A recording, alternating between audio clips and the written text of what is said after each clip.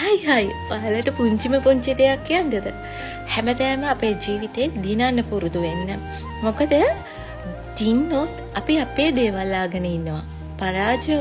අපි පරාජයට මුහුණ දීලා අපි වැටලා හිටියොත් අපිට වුණ වෙන්නේ අනිත් අයගේ දේවල් ආන්න. මොකද ඒ වෙලාවට තමයි අනිත් අය කොහොමද මෙයාව ඩිමෝටිවේෂන් කරන්නේ? කොහොමද මෙයාව වටන්නේ?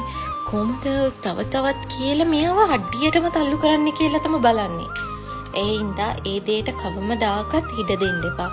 අනිත් එක තමයි ප්‍රයිවසි කියන දේ ප්‍රයිවසි විදියට තියාගන්න. මොකද අනිත් අයට දේවල් කියන්න ගියාම ඒක මං හිතන්නේ හොඳ නැති දෙයක් වෙනවා.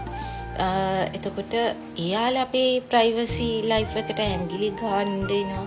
ඒ වගේ දේවල් කරන්න එපා. මම මේ දවස්වල මං ගොඩක් දේවල් සෝෂල් මීඩියා එකේ බලන දේවල් ඔක්කොම ඔලුවට දාගෙන දැන් මම මොටිවේෂන් කරගෙන ඉන්නේ. මම මොටිවේට් කරන්න ඇත්තටම මගේ ෆැමිලි එක සහ මගේ හස්බන්ඩ් හැමෝම ඉන්නවා. එයාලගේ ලොකු සපෝට් එකක් දෙනවා.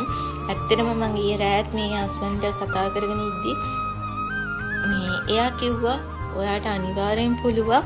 ඔයා මේ අපි පොඩි බිස්නස් එකක් පටන් ගත්තා. බිස්නස් එකේ වගේම මගේ සෝෂල් මීඩියා channel එකේ ඔයා ඒක බලන්න ඕනේ අනිවාර්යෙන්. හැමදාම එයා මට කිව්වේ ඒ වචන. ඔයා ඔයාගේ channel එක කොහොමරි කරගෙන යන්න. ඔයාට පුළුවන් කියන දේ. හැබැයි මම අදට සතුටු වෙනවා.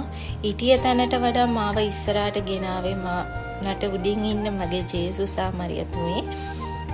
තවත් මම දන්නවා ඉස්සරහට අරන් යනවා ඔයාලා අනිවාර්යෙන්. ඉතින් මං කියන දේවල් වලින් පොඩි අඩුපාඩුවක් තියෙනවා නම් ඉතින් ඇත්තටම ඒක සෝරි. ඉතින් හැමදාම ජීවිතයේ අදිෂ්ඨානය ගන්න අපි දිනනවා කියන අදිෂ්ඨානය ගන්න.